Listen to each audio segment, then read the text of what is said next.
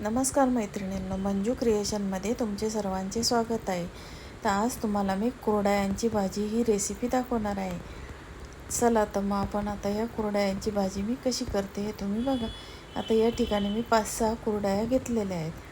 आता ह्या कुरडया आपल्याला पाण्यामध्ये 10-15 मिनटासाठी भिजत ठेवायच्या आहेत. आता या ठिकाणी मी एक कटोरी घेतलेली आहे आणि आता ह्या कटोरीमध्ये आपण कुरडया भिजत ठेवूया.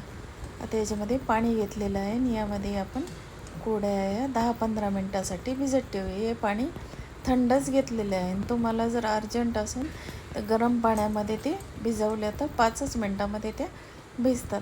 आणि आता यामध्ये मी कांद्याचा वापर करणार आहे या भाजीमध्ये. आता आपण हा कांदा बारीक कट करून घेऊया. तर बघा मैत्रिणींनो, तुम्हाला माझ्या रेसिपी कशा वाटतात, तुम्हाला जर आवडत असतील तर माझ्या चॅनलला लाईक, शेअर आणि सबस्क्राईब जरूर करा. आणि आता मी हे 2 कांदे घेतलेले आहे. आता हे बारीक चिरून घेऊया. आता बघा मैत्रिणींनो, आता 10 मिनटं झालेले आहेत. आपल्या कुरडया भिजलेल्या आहेत. आता एका स्ट्रेनरमध्ये त्याचं सर्व पाणी मी काढून घेतलेलं आहे. आता याचं पाणी काढून घेतल्यानंतर ते एका प्लेटमध्ये घेऊन आपल्याला त्या चाकूने थोडे थोडे कट करून घ्यायचे आहेत. तर बघा, या कुरडया आपण अशा प्रकारे जर बारीक पीसमध्ये कट केलं तर त्या पोळीबरोबर खायला पण व्यवस्थित असं खाता येते ही भाजी.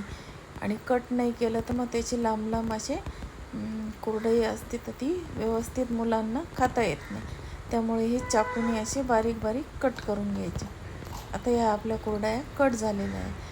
आता या प्लेटमध्येच आपण सर्व मसाले या कुरडयांना लावून घेणार आहोत. तर चला मैत्रिणींना, आता आपण यामध्ये मी आता मीठ टाकलेलं आहे, धनेपूड टाकली आहे आणि जिरेपूड टाकलेली आहे, धना जिरा पावडर टाकलेली आहे.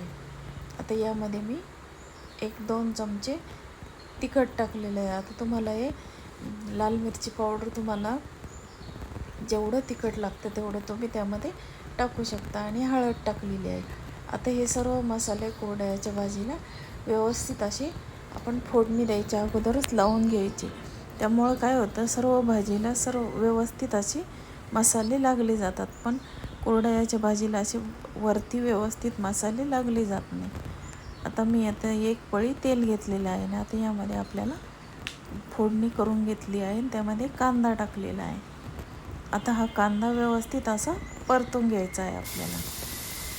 आणि आता ही आपण जे खाली मसाले लावून ठेवले आहेत ती कुरडई त्यामध्ये आपल्याला टाकून व्यवस्थित असं हलवून घेऊया. तर बघा मैत्रिणींनो, आता आपण यामध्ये आता कोथिंबीर टाकून घ्यायची आहे.